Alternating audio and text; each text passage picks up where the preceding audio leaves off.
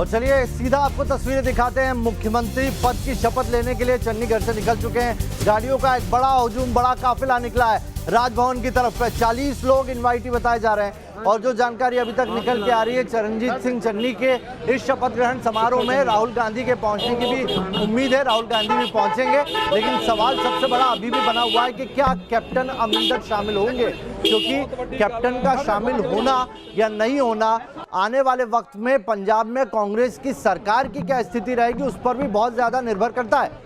Captain अगर पहुंचेंगे तो उससे ये रहेगा कि आला कमान से ज्यादा मनमुटाव नहीं है, लेकिन नहीं पहुंचने का सीधा सीधा मैसेज है कि अब गांधी परिवार से भी वो नाराज हैं और इसीलिए शपथ ग्रहण समारोह से उन्होंने दूरी रखी है।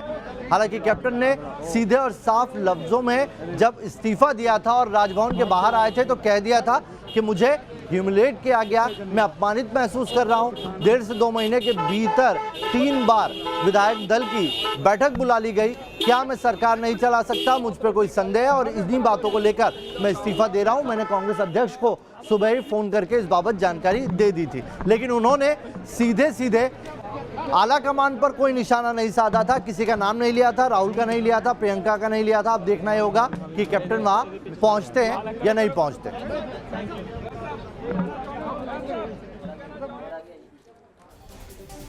और चलिए इसी बीच अब हमले भी शुरू हो गए हैं। बीजेपी की तरफ से हमला किया गया। अमित मालवीय ने ट्वीट करके ये कहा है कि कांग्रेस का ये फैसला दलितों का अपमान करने वाला है। अमित मालवीय ने ट्वीट किया है कि कांग्रेस पर निशाना साधते हुए उन्होंने कहा है कि दलितों का अपमान किया गया है।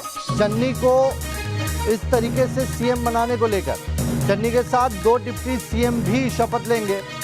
हालांकि आपको बता दें 1966 के बाद यानी कि तकरीबन 5 दशकों बाद ये पहला दलित सीएम होगा जो पंजाब से निकल के आएगा और कांग्रेस के तमाम नेता इसी नाम को भुना रहे।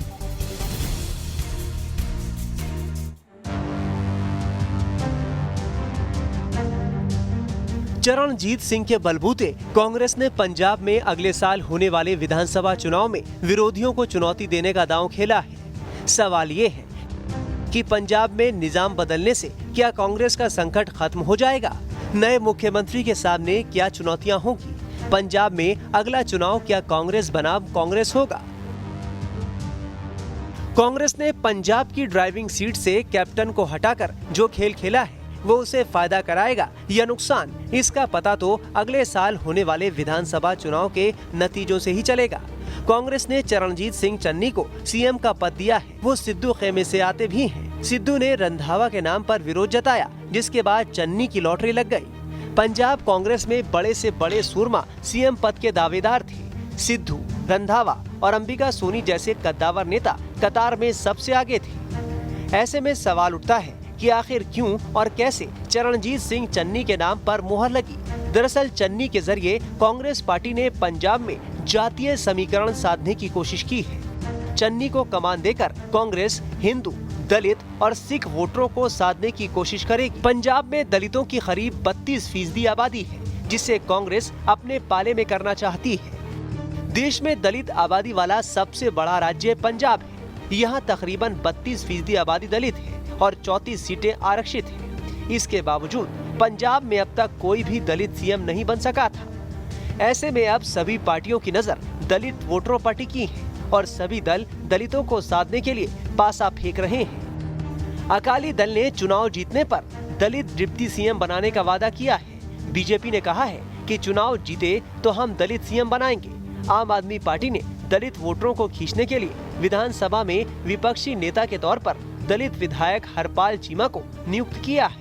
ऐसे में कांग्रेस पार्टी दलित नेता चरणजीत सिंह चन्नी को मुख्यमंत्री बनाकर अकाली, बीजेपी और आप से 2 कदम आगे निकल गई है। नए सीएम के नाम का ऐलान कर कांग्रेस ने पंजाब में पार्टी में बन चुके 2 पावर सेंटर को खत्म करने की कोशिश जरूर की है, लेकिन इस बदलाव को लेकर कैप्टन के तेवर तल्ख हो गए हैं, जिसकी वजह से अब कांग्रेस को कैप्टन अमरिंदर सिंह की बगावत का डर सता रहा है। कैप्टन ने बगावत की तो कांग्रेस के सामने सरकार बचाने का संकट खड़ा हो जाएगा। इस समय पंजाब कांग्रेस के कुल 80 विधायकों में से सिद्धू के खेमे में 40 विधायक ही बताए जा रहे हैं। सिद्धू से चरणजीत सिंह चन्नी के रिश्ते मधुर हैं। सिद्धू ने सीएम की कुर्सी हासिल करने के लिए कैप्टन से खुल्लम खुल्ला पंगा तक ले लिया, फिर वो सत्ता तक पहुंचने से दूर रह गए। ऐसे में सिद्धू के मन में तो टीस जरूर होगी। हालांकि पार्टी का कहना है कि सिद्धू और चन्नी मिलकर विधानसभा चुनाव में कांग्रेस की नैया पार लगाएंगे।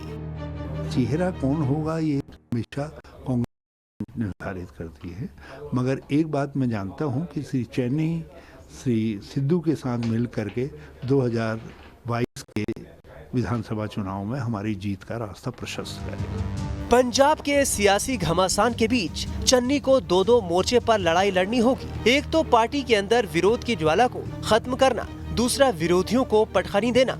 चन्नी इसमें कहां तक सफल होते हैं, चुनाव के बाद ही पता चलेगा। चंडीगढ़ से रवि सिसोदिया के साथ टीम न्यूज़ नेशन।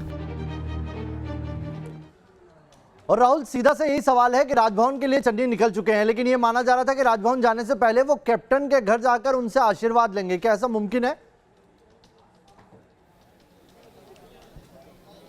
देखिए, संभावना इसी बात की व्यक्त की जा रही है, लेकिन ये भी देखना होगा कि उनके सूत्र क्या बता रहे हैं कि अगर वो कैप्टन से मिलने जाते हैं और कैप्टन उनसे मुलाकात नहीं करते हैं तो शपथ से पहले चन्नी बतौर भावी मुख्यमंत्री एक बड़ी किरकिरी का सामना कर सकते हैं। इसलिए ये भी संभव है कि उन्होंने पहले उनसे अनौपचारिक रूप से पूछ लिया हो कि मैं आपके पास आऊँगा, आप आशीर्वाद देंगे या नहीं देंगे। बहरहाल अभी हम राजभवन पंजाब के बाहर मौजूद हैं और यहाँ अभी तक मुख्यमंत्री का काफिला, भावी मुख्यमंत्री का काफिला पहुँचा नहीं है। अंदर अगर बात करें तो राज्यपाल, उनका पूरा स्टाफ तैयार है और मीडिया इंटरेक्शन को कम से कम रखने की कोशिश की गई है, क्योंकि किसी भी चैनल को, किसी भी एजेंसी को इस बार राजभवन के अंदर एंट्री नहीं है। 40 नाम पहले ही सौंप दिए गए हैं और जो नाम लिस्ट में है सिर्फ उन्हें एंट्री दी गई है। लेकिन सबसे बड़ा सवाल यही है कि कैप्टन ने अभी तक आला कमान यानी सोनिया गांधी, राहुल गांधी, प्रियंका गांधी वाड्रा के खिलाफ कुछ भी नहीं बोला। ऐसे में जब राहुल गांधी पहुंच रहे हैं 10:30 बजे के आसपास राजभवन, तो क्या कैप्टन पहुंचेंगे, नहीं पहुंचेंगे? अगर नहीं पहुंचते हैं तो एक मुश्किल तस्वीर जरूर सामने आएगी, क्योंकि बीजेपी हमलावर है। नहीं, सवाल तो ये भी उठता है ना राहुल